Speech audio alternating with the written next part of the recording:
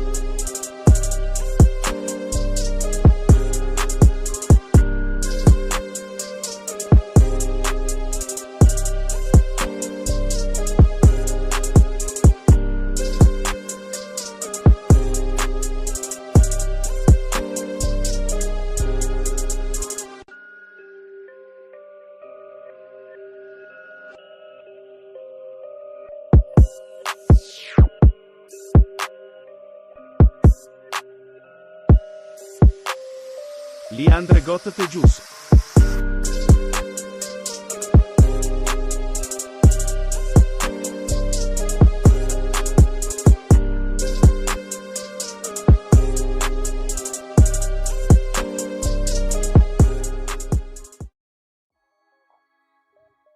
What's going on, family? Thank you for tuning in to today's live. You're locked in with the Coach Smook Network, and I'm your host, Coach Smook, your favorite Alabama insider and sports media personality. Before we get rolling, do me a quick favor. Tap that like button, share the stream out, and if you're new here, make sure you're subscribed to the channel so you never miss any of the action. Now listen, if you really rock with what we're building here, I invite you to take the opportunity to support the channel by becoming a member of the AAA family. Our mantra is authenticity above all. Everything we do, our content and our community, is built on creating and enjoying quality, authentic conversations, real insight, and real information surrounding sports entertainment. Your membership directly assists in the growth of the Coach Smook Network, and every hard-earned dollar you contribute is not only appreciated, it's paid forward. We proudly make monthly contributions to various community health and awareness organizations because impact matters. If you want to get even more involved with the community, be sure to join our Discord. You can type the command right now in the live chat or head over to our main YouTube page and click the Linktree link in the description. And for those who want to support the network directly, you can donate through multiple options: Venmo, PayPal, or Cash App. Every bit of support helps us continue to grow and elevate this platform. Thank you all for the love and the support and the energy you bring every single time. Now buckle up because it's time to get into the show. Somebody type it in the chat. Say, put me in the game, Coach Smook. Let's get it.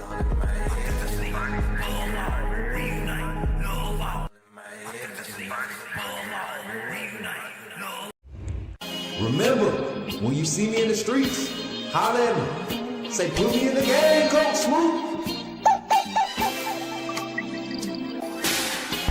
Put me in the game, Coach Smook. Put me in the game, Coach Smook. Like, share, subscribe. You know we keep it live. Put me in the game, Coach Smook. Put me in the game, Coach Smook. Put me in the game, Coach Smook. Put me in the game, Coach Smook. Put me in the game, Coach Smook. Put me in the game, Coach Smook. Put me in the game, Coach Smook. Put me in the game, Coach Smook. There one, right away. Good job. You know we keep it live.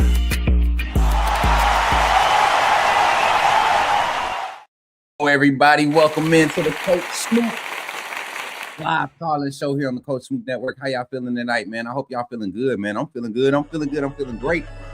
Had a good day of media coverage and reporting and interactions and content being posted, man.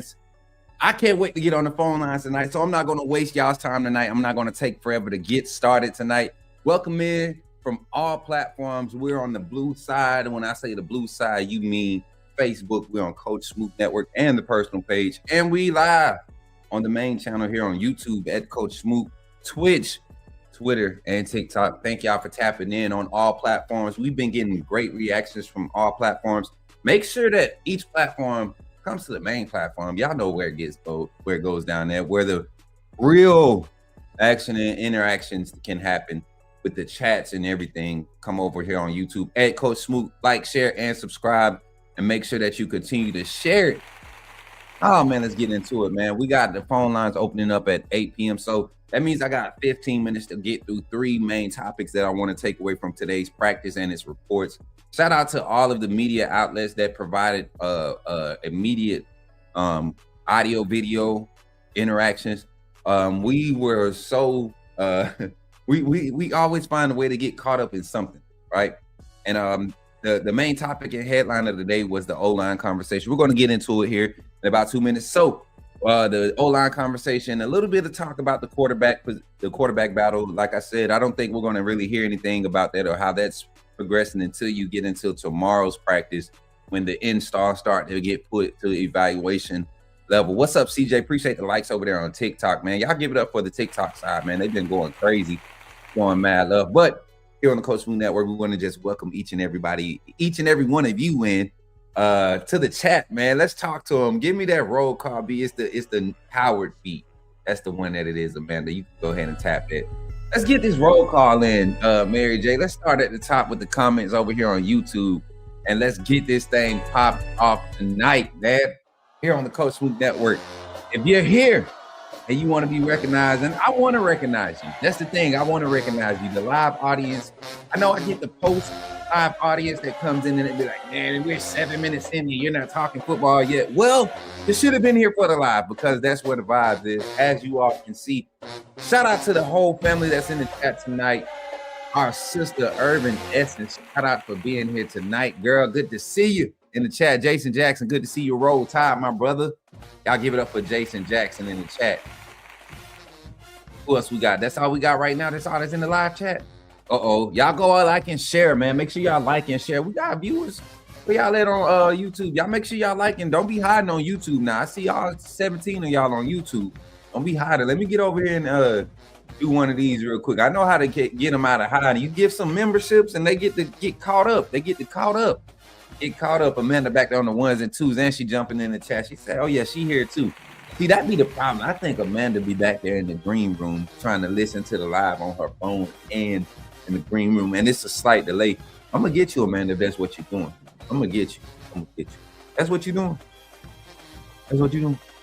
I'm just playing. Y'all love being able to have this space with my production team, man. We growing, and I'm telling y'all, by season start. See, I knew it. Go ahead and expose yourself. You controlling the comments. Go ahead and expose yourself. Talking about, I knew it. Because I'd be like, give her a hand clap, and it'd be like 20 seconds later, you get the claps. It's all good. We're going to get it together. When we buy a kickoff, man, when we have our 20K subscribers by kickoff, somebody say 20K by kickoff, man. I'm claiming it, man. Erica Calhoun is in the building. What's up, girl? Good to see you. Breathe, bump, everybody in here. Okay, let's go. Tell us, say, roll tide. Yes, sir. Welcome in, everybody. TikTok, I see y'all tapping the screen. Appreciate you for tapping that screen. My boy CJ, man, make sure you share it too. Make sure you inbox it to somebody. What's up? My little sister Britt is in the building. The secretary, man, she keeping it organized around this mug these days. I'm telling you, can help your boy stay on task, keeping us on track, keeping us on time. All right, y'all, let's get into the conversation. We're here at the 10-minute mark. I'm ready to talk some Bama football. I got privy to some information that I don't think a lot of people want to really talk about.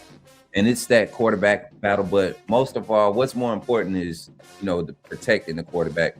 And it seems that some things may have been misread or misquoted in today's interviews with our offensive coordinator. So If y'all ready to get into the conversation, man, we're gonna break this practice down. Somebody type it in the chat and you say it real loud. Somebody say it real Say, quick put for me in me. the game, Coach Smook. Let's go. You talking about Jalen Miro and the Pips? The perfect weak side linebacker, right? Put him next to the mic. Not going to take us a lot of time, but I want to say that I'm excited about what. Okay, forgive me, my brother. What's on your mind? Oh, I'm good. I'm just still sorry for all the other content creators now that we have this mega star back in our presence. Yes, sir. Yes, sir. Let's get this thing rolling, Britt. Amanda, give me a solid beat. Let's get it the right volume going. Let's get this thing popping because we got a little short time, and then I want to get these phone lines open. I want to hear y'all reactions. Today's practice breakdown, the main thing, we already talked about all of the hot headlines coming from practice today. The light injury to or them holding some of the players out. TJ Crowell, one of the big headlines, but there were other players that were mentioned on day 2 that we kind of already just discussed. But the big thing, the hot topic of today was the offensive line. You know, the lineup, and I think this is something that we echoed last year when Lloyd Jackson and Michael Carroll came on campus. I thought Lloyd Jackson mechanically was the best offensive lineman that we got out of that class. Mechanically, just technically sound. Everything you want from the tackle position, he was the prototypical NFL first-round tackle. That's what his trajectory showed from the day you evaluated him to what he's become and developed into. Even though, if y'all pay attention, man, he had reps last season and some meaningful game reps towards the end of the season. And I think we're starting to see what I said we as an Alabama fan base, the Bama fan base, needed to do with Kalen DeBoer, and that's give him time to get the players that he feels like are the exact fit for his system and his philosophy. Same thing with Kane Womack. And I believe it was a little bit easier for Womack because a lot of his 4-2-5 philosophies derive off of the 4-3 nickel that Nick Saban, or the 3-4 nickel that Nick Saban was a matriarch of. So you think about it, it was an easier transition for the defense. That vision coverage really helped younger guys transition into the college game.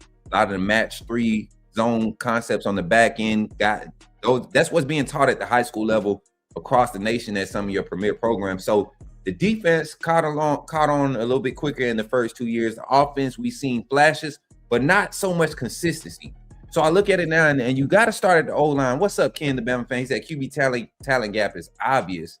Man, okay, Ken, we got to get Ken. And who was the other guy? We got a viewer, man. The Fairweather fan alert, man, that it's on heavy. But Ken, I get what you're saying. And this is something that I've been saying to all the people that do not believe that Keelan Russell is like, there's really like a push for this young man to get his opportunity. There's playmaking ability that you just can't match, right? And when you're not separating in displaying in production, right? Last season, Keelan Russell was right there in the thick of it for QB1, not QB1B, but QB1. It was up until probably the second fall practices when they were like, okay, he's going to have to develop a little bit and learn the system a little bit more, be more precise with his play calling, command of the huddle. That's it. Everything else, what you want to see on film, what you want to see in the game, he probably checked every one of those blocks, right? But the confidence to throw him out there in the fire and to articulate play calls and adjustments in the heat of the moment, when you had 2 veteran guys who already had a presence in the system, right, in the program, it just wasn't the smart move at the time. Now, if we would have got to a point where those guys were not being productive and we were at a 4-3 point sometime during the season, I understand you go with the freshmen, get a spark on the team, get everybody riled up, get the fan base behind them, might spark something. You ride the motion until there's no motion no more. But in this case, we're going to transition to the O-line conversation. And when I talk about the O-line, Jackson Lloyd, Michael Carroll, 2 names that stood out today.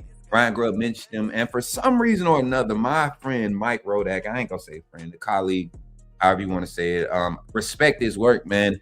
But he got Alabama fans stirred up with this tweet, man. And I'm not saying it's wrong or right. I just have an opinion on how things are being projected. with that statement, man. And it was crazy because one I felt like it was severely taken out of context, but I could understand why it was taken out of context and how it was said. So I want to go bring the tweet up. Shout out to Mike Rodick, man. No disrespect, man. All respect. This is just an opinion, y'all. It's good for content.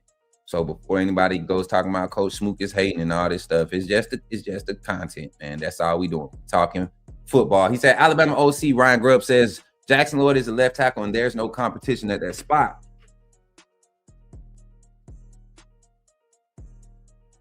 All right, so here's the ball deal. a little bit more. So this year, you know, obviously that's a big focus. What's the pieces on the line? What does it look like to get a group of 5 to gel together? It's a ways away. I'll say that. I think that's one of the biggest challenges, like for Coach Clem or any O-line coach. I think during the spring when you're really trying to, especially with so many new pieces, you're trying to find out who the players are, who the guys are, and then trying to get some semblance of gel to happen. But, you know, it starts with Jackson and Michael. And then really, you know, the center position, Racing Delgati's been doing an awesome job at center. I think he's really taking the reins quickly. So excited to see him out there. But Jackson Lloyd's one guy that's, just on the football field, like forget OD, whatever. He has really stood out as a guy that we're going to be really excited about as our left tackle. What's it like? I assume you looked at film last year, obviously before you did your spring practice in the offseason. Did you look and go, man, I should have run it there, or I should have run it there? I wouldn't limit bad calls to run game. I mean, I think there's plenty of good calls to make out there. And yes, certainly we go through every aspect of the game plan and, you know, where you can run the ball more, where those hits happen, what you did right or wrong. All right, I'm trying to get where Alabama OC Ryan Grubb says Lloyd Jackson is the left tackle and there's no competition at that spot. Where did one bad PR if that was said? We watched the whole interview. The interview is posted. Shout out to University of Alabama Athletics for the official audio. But not once did I hear Coach Grubb say that Lloyd Jackson was the starting left tackle for one. I know his name was mentioned with both Lloyd and Michael Carroll. Just remember this too. They are the most veteran presence as far as returning guys on the offensive line. Jackson being a freshman last year, even though he didn't play a lot, he ran a lot with the twos. He rotated in late in the season. Shout out Bama boy and GA. Appreciate you for tapping in. But then Michael Carroll, we know what's up, Tony. Good to see you, man. Roll Tide, my brother. You know what Michael Carroll did as a true freshman, right? As a starter, he started, I think, 10 games, 10 out of the 15 games he started, but he played in 14 out of the 15 games. I believe somebody could fact check me on that. But I do understand the idea that, hey, these are the starters right now. These are the guys. But to me, that says that what Jackson Lloyd is doing right now is setting the bar, right? To be a returning player from the system last year, to have the trajectory that was projected for him to develop in this scheme at an early age. The plan honestly was that if Caden Proctor had struggled last year, I truly believe Jackson Lloyd was up at left tackle and Proctor would be slid to guard if things got catastrophic. But Caden Proctor, he improved in some areas, still struggling in a few, but it wasn't to the impact of some of the struggles we had in the game offensively. But why didn't Rodick say Delgatti also? Because we heard Ryan Grubb say Racing Delgatti's name too. So it just is misleading. What I got from today's reports is that, you saw those two as a mainstay at the tackle position as far as going first in the reps, but you did see a mix up of different fives at the position across the offensive line. Like I said earlier, I told you all earlier, even before people started reporting, we were live talking about how, we saw Mal Waldrop at guard for a snap, and then you would see him at a center rep. And then you would see Michael Carroll at tackle. And, we've also known him to play at some guard. And then on the other side, with Will Sanders being out, you're seeing guys like James and Brooks. James is a guy that could play tackle and guard. Brooks is a big guard that's, we're looking to see him make a huge impact early on. So all of the names that I was mentioning, those are the names that you're starting here. So we're going to continue to stick to our sources, and our sources say there's no set offensive line. There will be more. I feel like, and they feel like that we'll be able to evaluate that and know more certain tomorrow after tomorrow's practice, because like today was a big install day. You heard Ryan Grubb speak on the fact that the offense kind of regressed in the sense of trying to get things, digest things, and then put them out and execute them at a high level. So that's expected. You're talking about the third practice of the spring where you're actually in pads and you're going through things in a constructed form, not just doing it on air and getting the idea of what you think it is based off of what you talked about over a Zoom meeting or in a meeting room on a whiteboard. So these are the things that you expect, right? The offensive line, I do believe, is going to be a big part of this spring. One of the big headlines that demand attention, because off of the O-line standouts, we talk about Doug Gotti. I said Mal Waldrop was a guy to be looking out for. I also think that the transfer Javen James is going to be a guy, I mean, can play guard and tackle. But how quickly can we get a group of 5 of offensive linemen that mesh well together to advance the run game? We have a running back room, I think, is probably one of the more talented. I think just not enough opportunities to show how talented they are. And I think right now you have A.K. Deere, Daniel Hill, Kevin Riley, those 3 right there returning with the amount of, I guess you could say, tread they should have on the tire from last year. Getting a more solid offensive line, get a good group in front of them, that would free them up in the pass game too. Last year we tried to supplement some of the struggles that Ty Simpson would have in understanding his protections by supplementing with, keeping the running back in the block. So you get a more solid offensive line and get the tight end incorporated in chip blocking and delayed releases and all of that, you're going to see more effectiveness in the pass game from the running back room. And you got guys like I said, A.K. Deere and Kevin Riley that can catch out the backfield that haven't even been put on display. We've seen Daniel Hill and his hands out of the backfield for his size and his frame. That's a whole nother weapon out of the backfield. And you're telling me you want to put a safety one-on-one with that, or try to get a linebacker out on the boundary and to contain that, or you want to put a safety linebacker concept in conflict with that? I don't think you want to have that put to your defense, snap in and snap out. And it all starts with establishing the run game, becoming more explosive. When I look at the skill sets available in this room, and a lot of people are hype about EJ Crowell, it's reason to believe so, because this young man he played at a high level of football in the state of Alabama at Jackson, right? A lot of players, elite talent come out of that region, come out of that classification of football in the state of Alabama. So you look at how quick he could just generate speed to power or power to speed, vice versa, right? Change of direction. The trajectory, the amount of pressure and power that he pushes off of when he's changing direction, it shows you kind of like what we saw in A.K. Deere's film from last year. You got 2 similar backs, and those 2 that really 3 or 4 carries into the game, they see a hole once or twice, they're not going to miss it. And I think last year you had a lot of hesitancy in the run game. And when we did see explosion, it came from those young guys who ran relentlessly, and wherever the gap was, they attacked it. So the next level of the run game has to be a lot more aggressive run. The vision has to be more diligent, right? You have to be more efficient in your vision. What's good, Sully? Hey, man, welcome in, Sully. Y'all give it up for Sully real quick. We got to acknowledge Baby Carter, man. Baby Carter in the building. Yes, sir. Hey, man, I got to see the little videos. That little yellow joker, man, little baby boy. Look, hey, y'all, we got us another Crimson Tide fan and part of the AAA family. Shout out to Sully, my brother, happened for his new baby boy, man. Y'all give it up for him one more time. We appreciate you for tapping in, man. We know you're on daddy duty. You know what? He probably on that daddy duty high anyway. New dad high is like no other. But where we at? We at the 25-minute mark. We got the phone lines opening up in 10 minutes. Y'all stick around for 10 more minutes, and we're going to have the phone lines open up, and we're going to get the conversations open, because I think the last topic of discussion after we finish talking about the run game is going to have y'all on the edge of y'all seats and ready to share your opinions, because we got some people that got some real strong opinions about this topic. So But back to the run game, y'all. Back to the run game.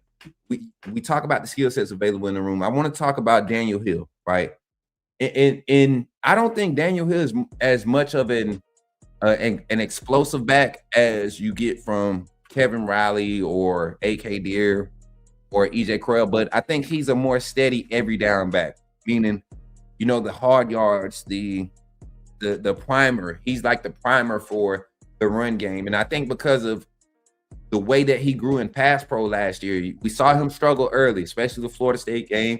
He had a snap in the Georgia game that kind of stood out. But then you saw against more exotic blitzes and things that we were seeing that he was starting to step up and became more aggressive in pressing the protection barriers, right? The protection boundary. So I think that's going to be one of the key things that's evaluated with him as far as how he's going to be implemented, because I think you got an aggressive pass blocker in AK Deer, somebody who was very anxious to show that he was willing to pass block last year and overextended on one play. And I believe that's what got him pulled. What game was that? Was it the SEC championship? It might have been Auburn game. It might have been SEC championship. Had to be. But you know, his willingness. Kevin Riley, a little bit undersized at the time. At that time, now you see him touching that 200 mark. The 5'10", 5'11" frame still has the twitchiness. Saw him working out today in practice. I mean, just looks light on his feet as always, and the soft hands coming out the backfield. You love to see the running backs catching the ball out the backfield, but now let's kind of hone in the physicality factor that we need in the running back room to impose the run game, because I truly do believe that we can get an explosive offense if we have efficient running. And when I say efficient running for this type of scheme, and the play calling style that you're going to get from Ryan Grubb, you got to be able to average, 4.2 to 4.7 yards per carry overall for the game. And when you do that with 25 to 30 carries a game, you're sitting right there at that 90 to 120, 140 total yard rushing yard. And some of those games can be extended. Sometimes you break the average, but we're talking about an average of 110, 112 yards a game. That would be a major, major improvement compared to what we had last year, which I believe was right at 94, 96 yards average per game in conference play. I'm not considering the Eastern Illinois game or the out of conference game. I think it was against Wisconsin, I believe. I'm talking about in conference play. And then being that we have 9 conference games this upcoming season, I think that is something to consider when you're talking about stats and how they measure up against competition. So the next level of the run game, final thoughts, it definitely does start at the O-line. It definitely does start at the O-line. With the names Michael Carroll and Jackson Lloyd, you all know how big and high I was on Jackson Lloyd last year. Those names standing out today doesn't tell me that they're necessarily starters, but everything that we know, with them having first group reps, even last season, Jackson Lloyd was getting first team reps when Caden Proctor had, the minor injuries and was sitting out of practice. So it's not like it's a surprise. And the people that are close to the program that really have covered the program and that go to practices, they'll tell you. We have multiple live streams. Go back and watch where we talk about Jackson Lloyd, Michael Carroll, Mal Waldrop, even Michael DuBose before he hit the portal. All of those freshmen offensive linemen, they had the size and the skill sets. It was just all about if they were going to be able to get in the playbook. And then the veteran presence that you had on the offensive line last year, for Jackson Lloyd to come in and to go and compete up against a potential first rounder and Caden Proctor, a projected first rounder and Caden Proctor, that tells you that his skill set was definitely ready to be play at the collegiate level at the University of Alabama. So that's good to hear. But let's not go jumping the gun and naming starters already. And I said the same thing about the quarterback position. I have my opinion. I do think Jackson Lloyd is going to be a part of that first group of 5. If you want the best, and I still say this, the most mechanically sound, technically sound offensive lineman. He has the size at 6'6", 6'7". He's about 325, 330, and he moves well with his weight. He's not 360, 370 like Caden Proctor was. This guy is 6'7", 315.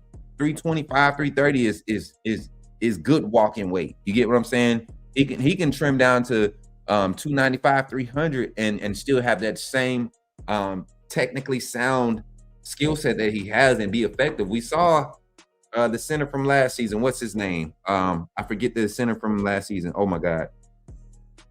It's just past season. Oh my God. I forget the young man's name. Y'all see, because it's y'all Parker Brailsford. Y'all see what his production was, and he was considered undersized. It's all about mechanics, all about leverage, and learning how to build up your strengths in the right areas so that you can continue to develop. And it works out when you put in the work. So it starts at the offensive line here in those 3 names. Like I said, Mal Waldrop was the name that I heard. Javen James, Nick Brooks, those are 2 other names that you're hearing about being a part of that, trying to get the best 5 out there, the best 5.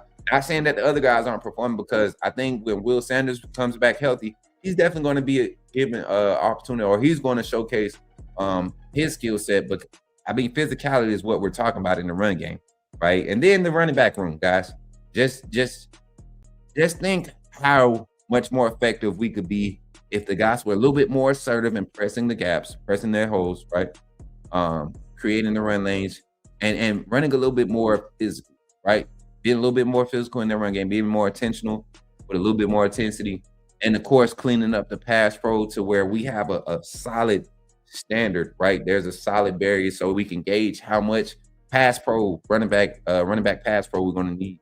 And you just build off of it. It's only day 3, right? It's only day 3. So we'll have more to deal with. But coming up right after this, we got the phone call, man. We got the phone call line. I'm telling y'all, I'm ready to hear the thoughts and what everybody got to say, because this almost got started up on the Monday night show, but we wanted to wait till later in the week to talk about it. But a nice topic of conversation, and this is not about Bama spring ball. This is just SEC football talk, right? Or college football talk. But you don't have to be an SEC fan to debate, right? Everybody has their opinion. I want to hear your thoughts. There was a chart. There was a graphic put out on Twitter, and the top 5 SEC coaches in college football right now. And I'm going to pull it up real quick. Let me see if I can actually get actual graphic to populate. Can we? Yes, we can. All right. Best coaches in the SEC. Let's see it right here.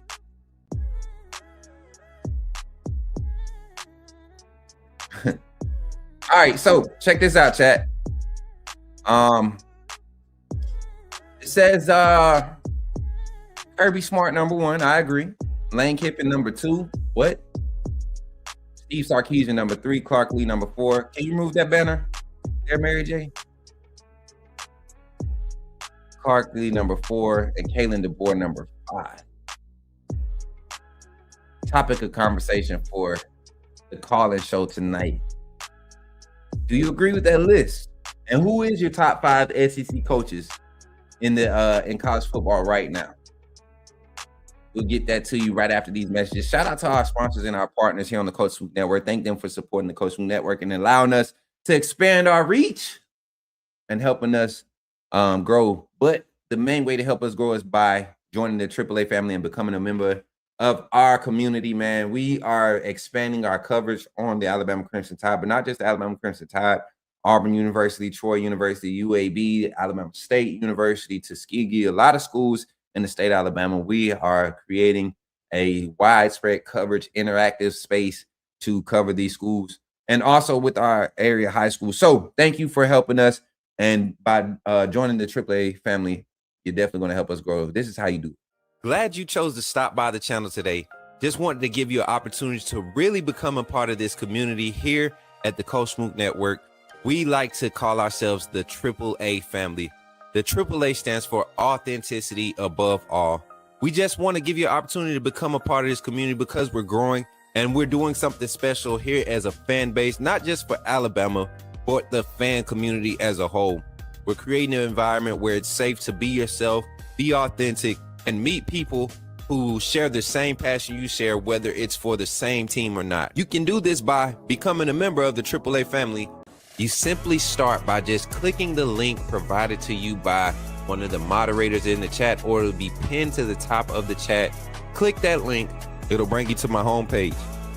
When you get to my homepage, make sure you hit the notification button and turn on all notifications. Understand that there are multiple ways to support the channel, and each level has its perks. You can go through and read each perk. As we continue to grow, new perks will be added to each level. One thing we would like to highlight that all AAA members are greatly appreciated. It does not go unnoticed that you have taken time and hard-earned money to support this channel. Once you join, YouTube is going to ask for some payment information, and make sure you monitor your subscription dates. Also, if you really want to get interactive with the community and find out what's going on, think about joining our Discord family. This is where you can get into all the fan talk of the community, and also there are networking opportunities. Please be mindful that there are rules and that we expect everyone to treat everyone with respect. Also, if you're looking to partner with Coach Smook Network or sponsor, please hit us up at coachsmooknetwork@gmail.com, and our staff will get back to you in a timely manner. I'm your boy, Coach Smook of the Coach Smook Network, and I thank you for supporting this channel.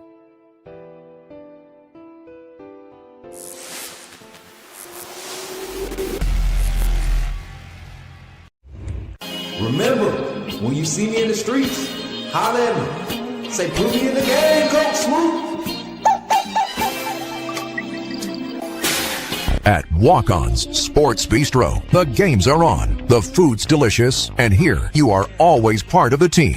Welcome to Walk-On's Sports Bistro, where every day is game day. Whether it's a post-win celebration, drinks after work, or taking the fam for some made-from-scratch favorites, Walk-On's is your go-to for good times, craft beer and cocktails, and bold flavors for fans of all ages. From melty mozzarella logs to Hall of Fame level burgers. Stop by today or order online or in the app. Walk-On's Sports Bistro. Game on.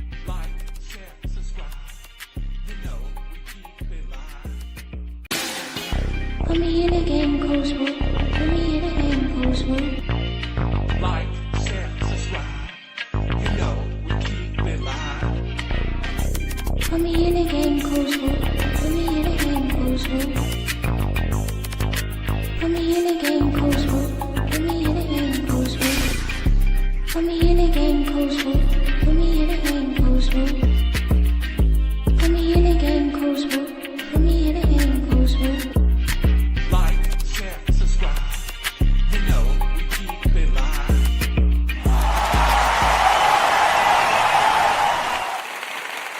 Let's go, man. Hey, I ain't gonna lie, that's probably the best intro we ever had, boy.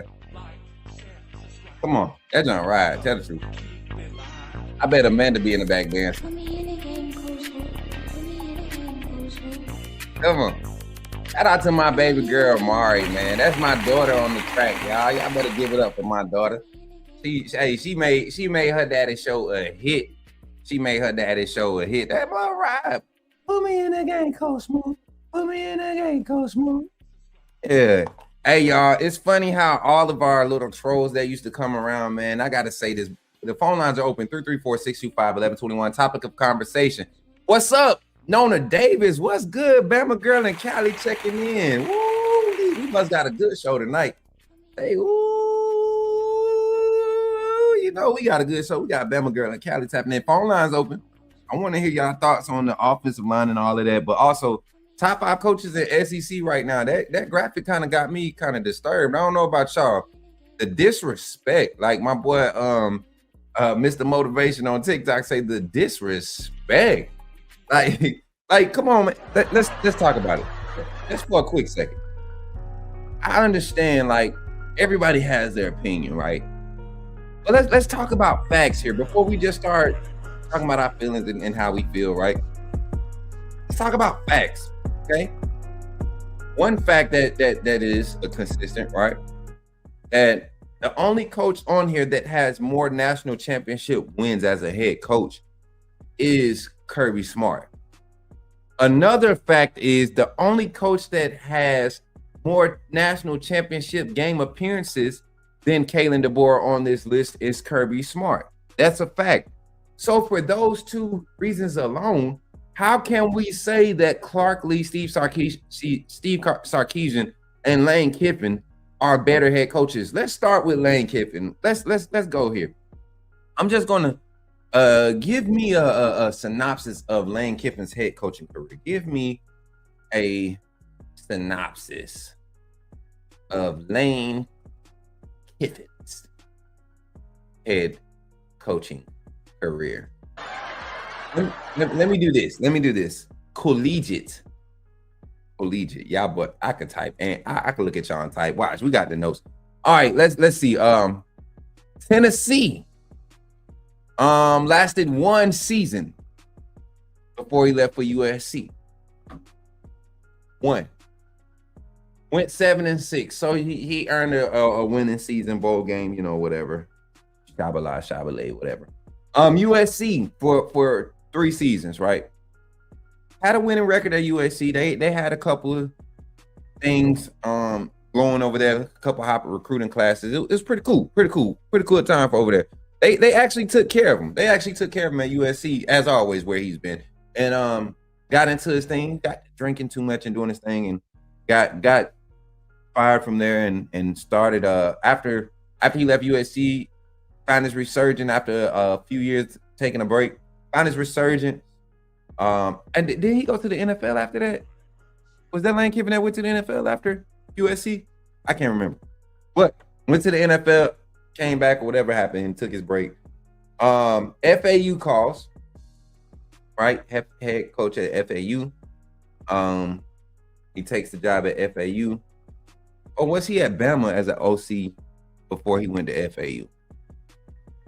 I can't remember, y'all. Was it?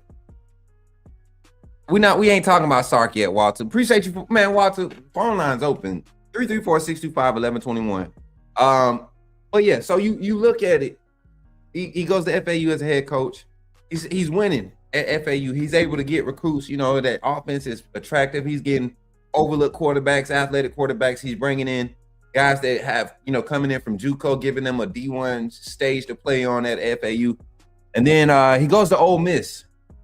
And I think his best coaching job or most growth, or seemed to be most growth as a coach, came while he was at Ole Miss.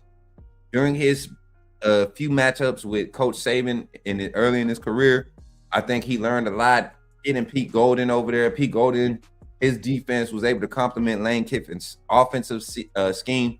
I think Lane Kiffin has probably been one of the better coaches in that 5-year span at Ole Miss than you've seen at Ole Miss in probably the past 15, 20 years.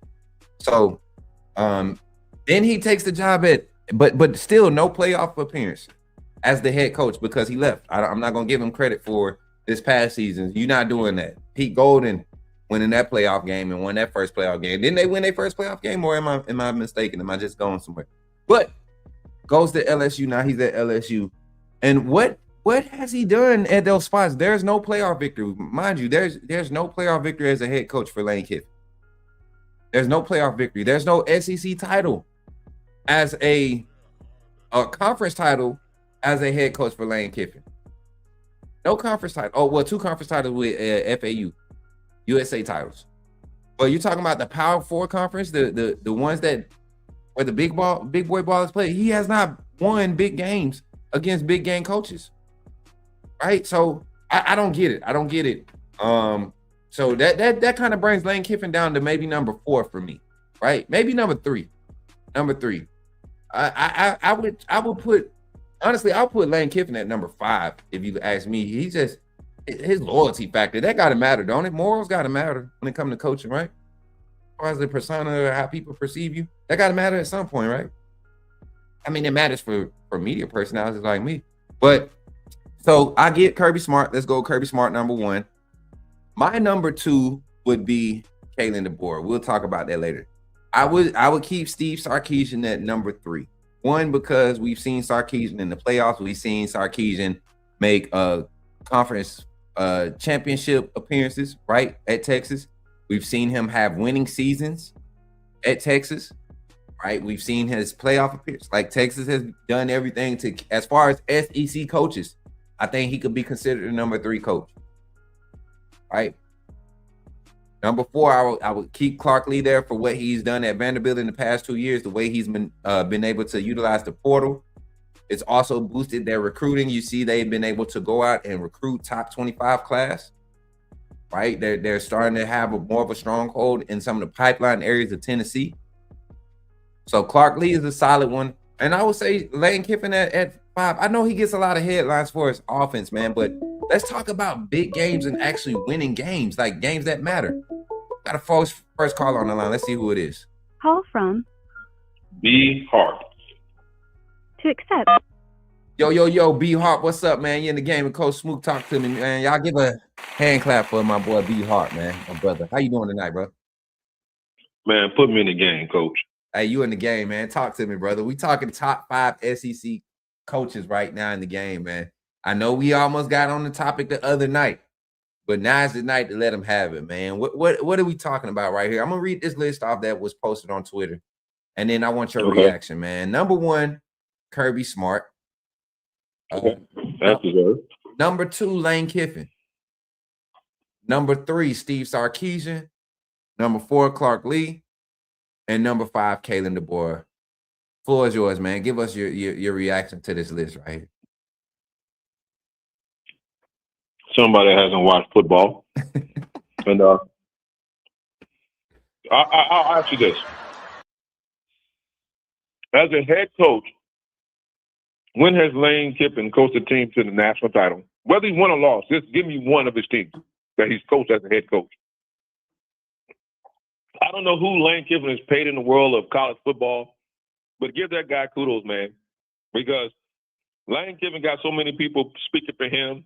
And I'm not saying that he can't coach, not saying he's not a good coach, but you just want to put him, over Kalen DeBoer, who's built and won everywhere he's been and been to a national title game, even though he lost, and probably could have won had he had a healthy quarterback.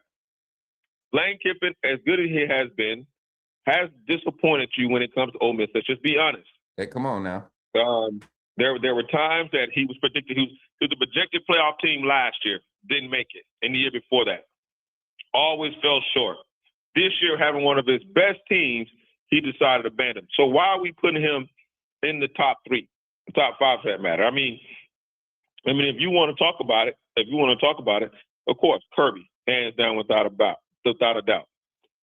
Steve Sarkisian, let's go. It's debatable. It's debatable on him being number 2 because why? Kalen DeBoer, without Alabama, has beaten Steve Sarkisian head to head. Come on, man.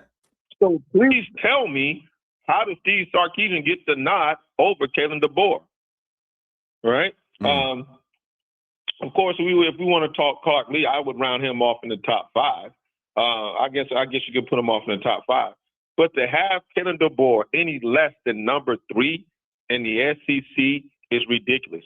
He lost to Oklahoma and came back and got revenge. Correct me if I'm wrong on that. Come on now. You want to sit there and say that he lost to Michigan? Well, so did the mighty Nick Saban in his final year. So I'm trying to understand the dislike of Kalen DeBoer when he has more victories of a head coach over ranked teams and beat more ranked teams this year than any other Alabama team has done in the last several years. So how can we not put Kalen DeBoer in the top 3? Just by that alone. I say this, B Hart. We are living in a age where I believe, like, if the mainstream media guys who haven't been on the scene or have been on the scene for a long time, if they're not speaking on it, you got this follow the leader type society, right? Or monkey see, monkey do type society where for recognition purposes, I'll agree with you just so that, you can say, hey, this guy know what he's talking about because he agrees with me, right? And people will follow that and they will run a narrative so much that that's all you hear, to the point where the truth gets blocked out. Like, that list is crazy. For let's talk about top 10 wins. Lane Kiffin, out of that group that's mentioned on that list, has the worst record against top 10 teams. He has he's the worst one. He's the number 5. Clark Lee is number 3. Kalen DeBoer is number 2. Kirby Smart is number 1. So, like, you look at it and it makes sense, like how everybody else who with a brain broke it down. Kirby Smart, you can't deny it. He's taken Georgia and they have maybe one down year of the transition, right? But Coach, can I ask you this? And look, and if it wasn't for Kirby Smart, and I'm not knocking Kirby's work, but if it wasn't for Kirby Smart's national title, if I'm Coach DeBoer, and wouldn't you be offended I've beaten this guy twice. Twice. I broke his home winning streak. Twice. When nobody else could beat Georgia in Georgia. When I was the underdog in Georgia, I came into Georgia and ended your 30-some home game win streak. And y'all still want to just put this guy ahead. Other than his title, I'm up 2-1. Come So on, how man. can you can't have a 1A and 1B? I mean, I'm up 2-1. Yeah, did you beat me in the SEC championship? Yeah, but I'm up 2-1 at the end of the day. Georgia fans don't want to hear that. Explain to me, how is this guy better than me, and I'm up on him 2-1? You know what's crazy? And what world do we live in that 1 is greater than 2? You know what's crazy? What's the overall records for the 2 years that Kalen DeBoer has been the SEC as far as overall win-loss record? I think let's do it real quick. What Bama went year 1? It was 9-3, right? Or was it 9-4? 9-4. You go 9-4. 9-4. And then this last season you go 10-3. So we're talking 19-7 in the first 2 years. Georgia's record these last 2 years has been they lost 2 this past season, correct? And then they lost in the playoffs, so that's 3 losses on this year. Then I think the year before they were only 2 losses on the season. So you're talking about a coach that has 1 less loss than, or 2 less losses than when you match them up. Kirby Smart has 2 less losses than Kalen DeBoer over the last 2 seasons, right? Played the same amount of games, right? The head-to-head is in Kalen DeBoer's favor, right? And I want to say the But Coach, you say something else. It's crazy. The percentage might be in DeBoer's favor too. Just said head-to-head on this. But Coach, Kalen DeBoer's only been in the Southeastern Conference for 2 years and has out-recruited Kirby in both years. Both years, man. People not talking about these recruiting classes. Why have we been so quiet about Georgia recruiting classes lately, though? Like I don't see the same type of energy. Georgia fans, I know y'all here watching, especially on Facebook. Why have we been so quiet about? But let's not get off of that. Top 5 SEC coaches, man. Give me your top 5 and from top to bottom, who you going with number 1 in the SEC right now? No one. I'm definitely gonna give. I can't call myself saying Jordan or Kobe's better than LeBron without giving Kirby Smart a due. Kirby has 2 titles. You're only good as your last victory. He beat Kalen DeBoer last, so Kirby's number 1. Okay. I'm giving Kalen DeBoer number 2. Why? Because I've come in and shown that I can beat Sarkisian with a lesser team when I was at Washington. And so I'm going Kalen DeBoer number 2. This is where it gets tricky at, but I still got to go with Steve Sarkisian because he's been in the championship game at number 3. And because of what he's been able to have to work with lesser, I'm giving Clark Lee. Number 4. Number 5 is where, to me, it gets tricky.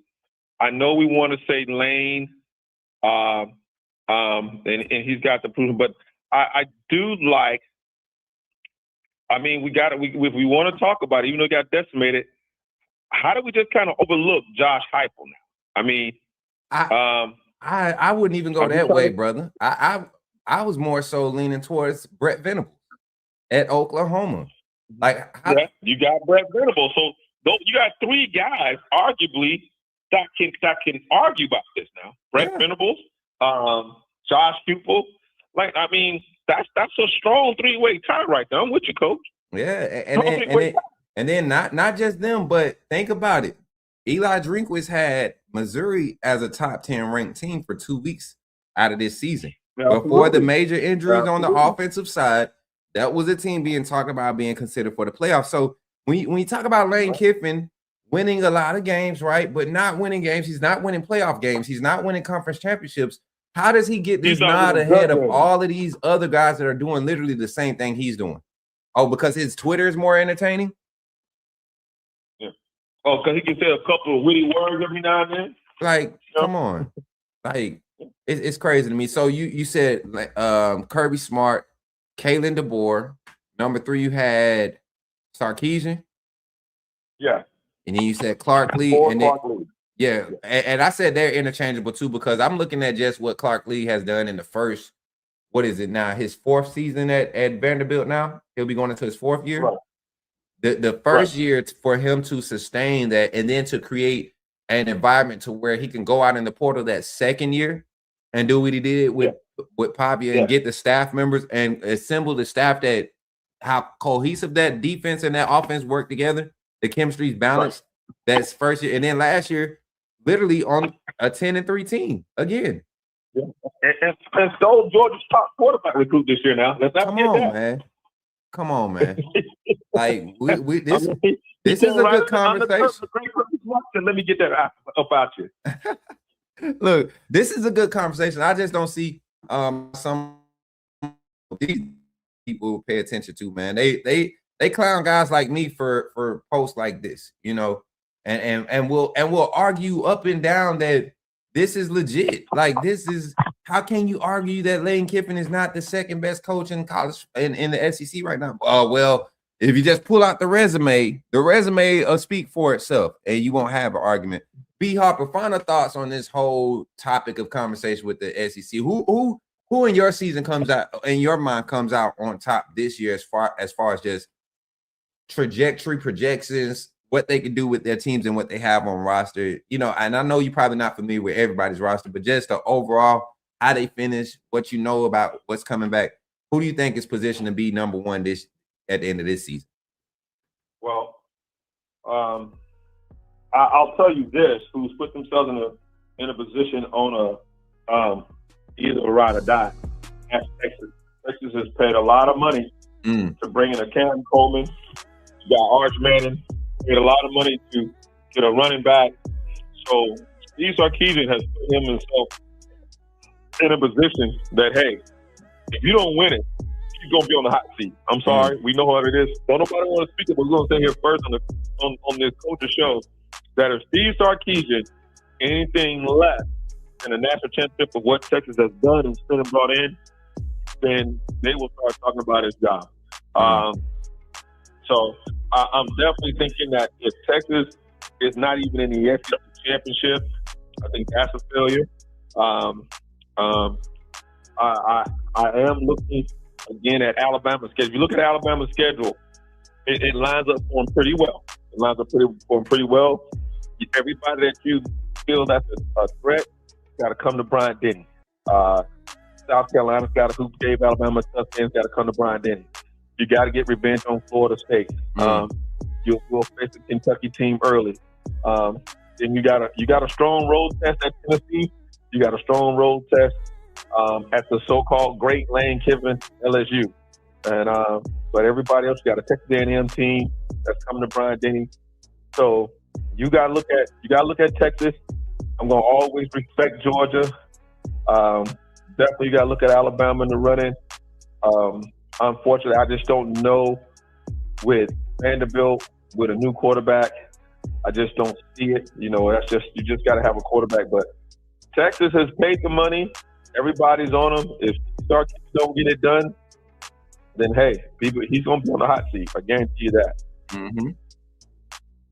I could start saying the same about a lot of other coaches in the SEC too, man. And that's going to be a good conversation to have during the season as things start to develop. Because, you know, I think for what they had to work with and come after, guys like Shane Beamer, they get a hard, I guess you could say, criticism. They get criticized hard on a different level at their universities with their programs. When you look at what they're up against year in and year out, you're talking about Alabama, Georgia.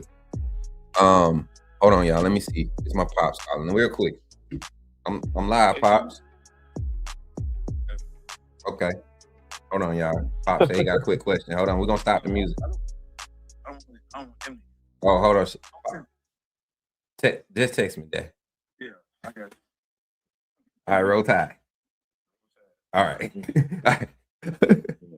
Look, he looked like he had the story. He looked like he getting something for the house, y'all. So I can't be on the phone too long. I mean, I can't hold him up too long. So we ain't even trying to miss out on no gifts. You know, but we got other callers calling in too, man. So I don't want to hold them up either. I agree with you. Shane Beamer Shane Beamer has a tough schedule. I hate that he's in the position he's in because you can't have those weapons year in and year out. I think Ole Miss takes a huge step back. I'm just not a fan of Golden. I've never been a person that believed that he could stop a nosebleed. Miami, which we felt was a good team, but Miami would score 30-some points, and Miami was not as explosive. But, Ole Miss found a way to allow them to score 30-some points despite a great game by Trinidad. It's just a great game, and they just couldn't get the stop when they needed it. So, Coach Smoot, hey, I'm gonna let you continue to do your thing unless you got something else for me, man. Many blessings continue that your show continues to grow. If you got anything for me, man, I'm still right here. So hey, y'all, I want y'all to get used to hearing this voice, man. My brother B, he's gonna be calling in. We're trying to get a lineup of callers that you all enjoy, and we've been getting crazy good interactions from, his takes, and even him, Kelsey. You all know Zach is a mainstay. He's the voice of the AAA family, man. Anytime Zach speaks, everybody going to listen because he's going to bring the heat. But we got some voices we add into the lineup. Y'all know Davin Jones calls in from time to time. We get Pat back on this thing. Greg Coffey. Hopefully we get Greg back this season. We got a lot of callers that have been sending me messages on the in my DMs and everything. Just let me know that they're still supporting, and that's good to know. So when we have the opportunity to be blessed by any caller, I definitely take great pride in acknowledging them. But B, man, I appreciate you for the night, man, and roll tide, my brother. We'll catch you on the next one. Roll tide, man. A-Day is coming up, people. I'm telling you, Bama gonna be special this year. Yes, sir. Y'all give it up for my brother B, man. Yes, sir. My fault, man. I'm trying to do her job. She got it on lock too. I'm messing her up. All right, y'all. Phone line still open. 334-625-1121. Go ahead and call in. We're going to take a quick infomercial break. We got to pay some bills, acknowledge one of our partners here on the Coach Smook Network. That is Sports Info Solutions. What's up, Dougie Fresh said he loved the cut, man. Appreciate it. Look, it's looking real ragged right now, man. I got to get my hair laid back down. It's thick enough. I'm not embarrassed. I'm just, y'all know, light skin, boy, disease, all that stuff. It's real. It's a real thing. It's a real thing. Soon as I got the haircut, I went instant light skin mode. And I'm not proud of myself being a 35-year-old man. I do not expect to dive that deep off into the light skin barriers. But I guess because I had been away from them shores so long, it is what it is. But shout out to Sports Info Solutions, man, and everything that they're doing to support the Coach Smook Network, providing us the platform and the analytics to break down this year's NFL draft, man. If you're not using an in-depth stat analytics platform to really evaluate what you're talking about when you're talking about drafting guys for your NFL team, you don't care about your team, Sports Info Solutions can help you out, though. Check them out. Hold on 1 second. If you're serious about sports, you need more than just box scores. You need real insight. That's why Sports Info Solutions is the official partner of the Coach Smook Network. Sports Info Solutions is my go-to source for in-depth stat analysis, giving you the tools to truly understand player production, tendencies, and performance on a whole new level. From NFL, MLB to NBA, Sports Info Solutions delivers advanced data that helps fans, coaches, and analysts see the game behind the game. This isn't just stats, it's context. Looking ahead to the next generation of stars? Check out nfldraft.sportsinfosolutions.com for elite draft analysis and detailed prospect breakdown. Make it your new go-to stat tracker. Visit sportsinfosolutions.com today. Now let's get back in the game.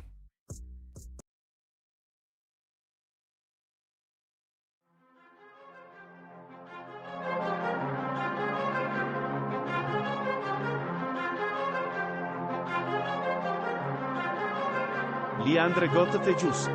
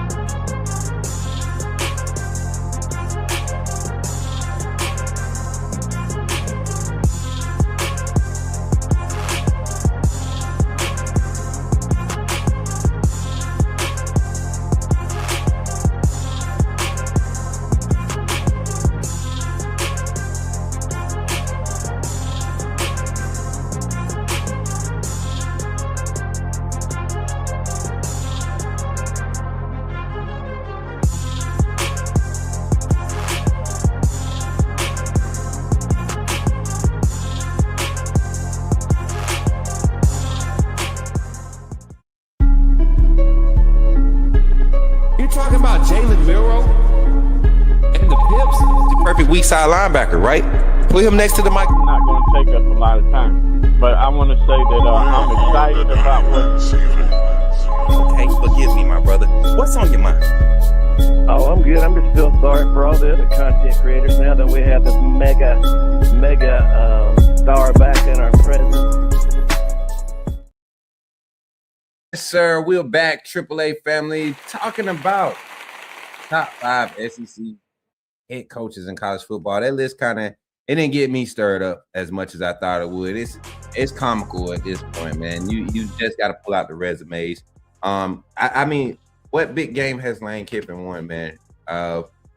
Did they beat Georgia in the regular season? I don't think so. Like they don't even. I don't know. I just don't get it. Hold on 1 second, y'all. Let me answer this.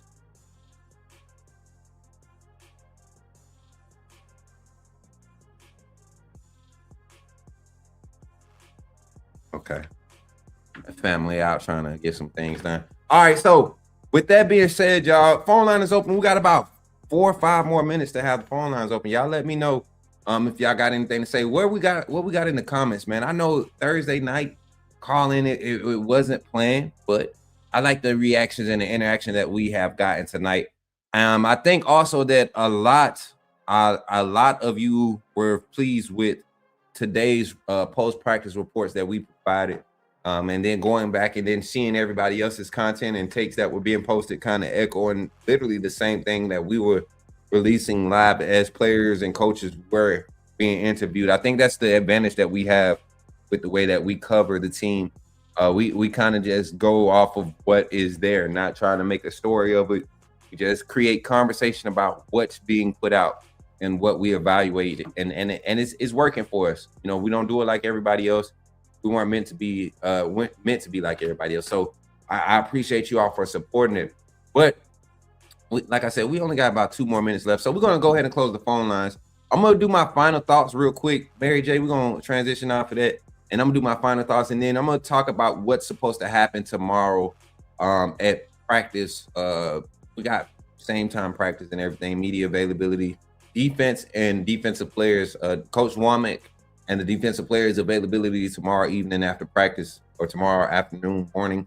It's going to be before 12. So tomorrow morning after practice, we're going to dive into that and kind of talk about that. So final commercial, man. We appreciate y'all for supporting. Josh Heupel beat Nick Saban. Lane hasn't.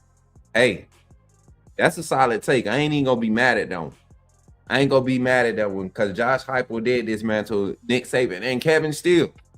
Let's not forget Kevin Steele. And then of course DeBoer, he beats Sarkisian twice, right, at Washington. Not only did he beat him to go to the national championship. So how do we get Sark or Lane ahead of Kalen DeBoer? I get Kirby Smart. I think everybody will say that, right? Kirby Smart still can be considered one of the best coach in college football right now, the top coach in college football. But that's starting to run thin too, because you know Saban go 2 or 3 years without winning one, then the same conversation happened for him. Let's not change the standard because it's old Kirby and his puppy dogs. All right. I know they bark loud, but that don't mean that it's right. All right, so that's that. I know Adrian probably got a kick out of that little comment I just made. But like I said, y'all, we're going to transition off of this, and then we're going to make a few announcements. And then we're going to close the show. We're trying to keep our shows hour and a half or less, keep everybody engaged. And again, we'll be live. I don't know if we're going to be able to go live tomorrow morning because we have to get on the road early. So we'll see. We'll see about the morning live. If so, you'll see the link when you wake up in the morning. You'll see the link. Set your notifications on. We're gonna make sure y'all get squared away. So here we go. Appreciate y'all for tapping in today. Amanda, you can hit the pause button on the music so we can transition out, and then we'll get into our closeout, and then we'll get out of it. All right, family. That's going to do it for today's show here on the Coach Smook Network. Once again, I'm your host, Coach Smook, your favorite Alabama insider and sports media personality. And I truly appreciate every one of you for rocking with us today. Before you head out, make sure you like this video, share it with somebody who needs to be a part of this conversation. And if you haven't already, subscribe to the channel so you stay locked in with everything we've got coming your way. We're trying to reach some goals here. And if you believe in what we're building here, I encourage you to take that next step and become a member of the AAA family. Remember, our mantra is authenticity above all. This community is built on real conversations and real insight and real information surrounding sports entertainment. Your membership directly supports the growth of the Coach Smook Network, and every hard-earned dollar contributed is not only appreciated, it's paid for through our monthly contributions to community health and awareness organizations. So you're not just supporting a YouTube channel, you're supporting a cause. Also, don't forget to check out the Coach Smook merch. We've got hats, t-shirts, hoodies, and more. It's a great way to show love and support for the network and rep the brand wherever you go. You can find the merch link in our main YouTube page and in the description. Put me in the game, coach. And if you want to stay connected and get more involved with the community, be sure to join the Discord. Just type the command in the live chat or head over to our main YouTube page and click the Linktree link in the description. You can also stay connected with us directly for collaborations, appearances, community service opportunities, and business inquiries by emailing us at coachsmooknetwork@gmail.com. Our staff will respond in a timely manner. And for those who want to show additional love, you can always donate directly to the Coach Smook Network through Venmo, PayPal, or a Cash App. Every bit of support helps us continue to grow and elevate this platform. We also want to send a huge thank you to our sponsors and partners: Walk On Sports Bistro, Sports Info Solutions, Helping Hands LLC, Men of Standard Executive Security, Goomba Bully Killnos, and most of all, the AAA family. None of this is possible without you. Once again, thank you for all your support, the energy, and the authenticity you bring to the space. Until next time, family, stay safe, stay locked in, and when you see me in the streets, holla at me and say, put me in the game, Coach Smook. Catch you on the next one. Yes, sir. Appreciate y'all for all the love and support y'all bring to the Coach Smook Network. Final thoughts on tonight and announcements, man. I think this is going to be a very competitive spring. We talked offensive line tomorrow. I think we're going to really, being that it's a defensive day, I really want to bring the topic to the head about the linebacker room, not just the inside linebackers or the edge, but just the whole linebacker core as a whole. We know we consider the edge rushers and the inside linebackers the main core of linebackers, but I think we need to really break down what skill sets we have available, because that room is going to see a lot of new faces emerge and be expected to produce. So we're going to dive into that tomorrow. We've been hyped about our defensive backs. I think we've really went over the whole roster, but we always forget to look at another spot, and that's special teams, man. When are we going to start getting some real looks at the kicking game and seeing how guys are performing? I want to get some numbers. I'll be making my little connects and calls, trying to see how things are going. Y'all can continue to support by liking and sharing. Like I said, tomorrow we will be live. Just keep your notifications on. The best way to do it right now with spring ball coverage, we have like right now, we just got a text about possibly getting an invite to another opportunity. That's not involved with Alabama, but it's connected. You know, it would connect us even closer. So we're in a special place. God has truly blessed us. We've been humbled in so many interactions with different personalities and former players and alumni and current up and coming superstars and under the radar players. Like, people really look at our network and treat it with a level of respect that I can only be grateful for, man. So I thank you all for supporting. And as always, man, make sure you like, share, subscribe. If you're on the TikTok channel, continue to tap. Make sure you follow me on all platforms at Coach Smook.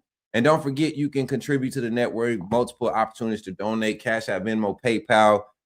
You can support by gifting and super chatting in all the chats. However y'all want to support, man. And if you want to sponsor, email us at coachsmooknetwork@gmail.com, and we'll get back with y'all in a timely manner, man, and get this thing done. So, last but not least, man, remember, when you see me in the streets, holla at me. And say, I love that jump. I love that jump, man. Y'all have a good night, man. And hey, next person called me trying to ask me if they could get on my track, I'm going to say no.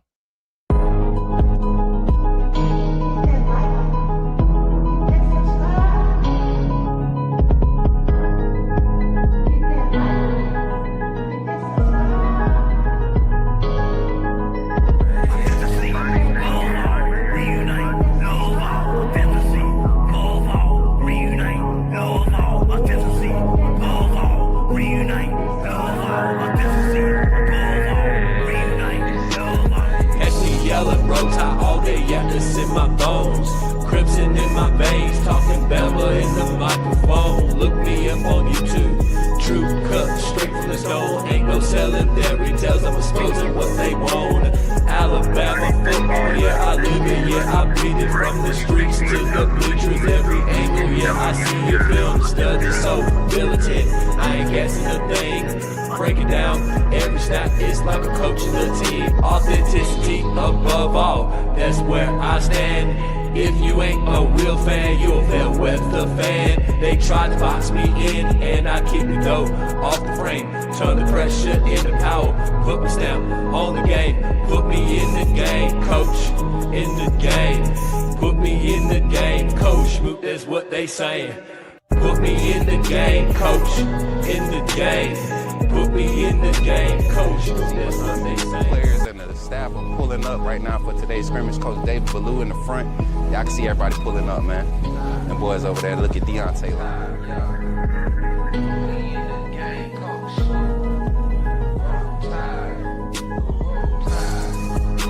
Hey, I'm walking out of Walmart. Take what's your name, bro? Man, my name Michael McKinney, man. I'm a true Alabama fan, and this man does a good job on his podcast. What's up, bro? Reviewing Alabama football. Keep doing what you're doing, man. Appreciate that, bro. Roll Tide, man.